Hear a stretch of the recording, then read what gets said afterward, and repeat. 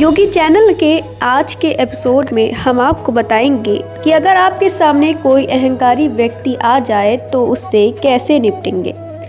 तुलसीदास जी ने रामचरितमानस में अहंकारी व्यक्ति का सामना करने की तरकीब बाली पुत्र अंगद के जरिए कही है। रामायण के मुताबिक माता सीता की खोज करते हुए श्री राम अपनी वानर सेना के साथ लंका पहुंच गए थे। श्री राम रावण से युद्ध टालना चाहते थे।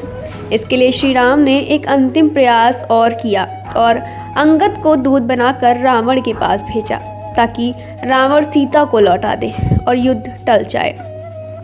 रावण के दरबार में लंका जब अंगद पहुंचा तो एक वानर को देखकर रावण ने कहा कि तू कौन है? पिता का नाम बाली है। क्या आपको याद है कि आप मेरे पिता से मिल चुके हैं? बाली का नाम सुनते ही रावण को हाव भाव बदल गए। उसने बात करने का अंदाज बदला और कहा कि हाँ मुझे याद है, एक बाली नाम का वानर था। रावण के हाव भाव देखकर और उसकी बात सुनकर अंगद हैरान था। अंगद ने सोचा कि जिसे मेरे पिता बाली ने 6 महीने तक अपनी बाह में दबाए रखा था, वह रावण बाली इतने सामान्य ढंग से याद कर रहा है। दरअसल रावण अहंकारी था और वह खुद को ही सर्वश्रेष्ठ और सबसे शक्तिशाली मानता था और दूसरों को जताता भी था। रावण ने अंगद से आगे कहा कि तू बाली जैसे शक्तिशाली वानर का बेटा है और राम की सेवा कर रहा है। रावण ढोंग कर रहा था और झूठ पर झूठ बोल रहा था। रावण ने अंगद से पूछा कि बता तेरे पिता कहाँ हैं आजकल। रावण जानता था कि राम ने बाली का वध कर दिया था, फिर भी वह ढोंग कर रहा था।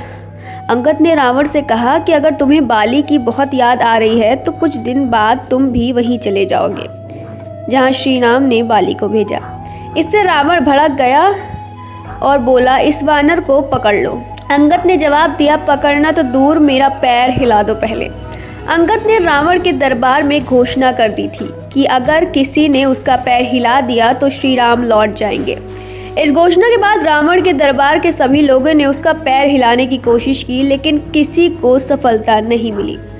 रावण विद्यमान था और विश्व विजेता था, लेकिन अहंकार की वजह से रावण नाटक कर रहा था जैसे वह बाली को ठीक से नहीं जानता है। दूसरी ओर अंगद युवा था, लेकिन अपनी बुद्धिमानी से अंगद ने रावण का अहंकार तोड़ा। अगर हमारे सामने कोई अहंकारी व्यक्ति आ जाए तो हमें तर्कों के साथ उसके सवालों का सटीक जवाब देना चाहिए। जब हम तर्कों के साथ सटीक जवाब देते हैं तो अहंकारी व्यक्ति हमारे सामने कुछ बोल नहीं पाता।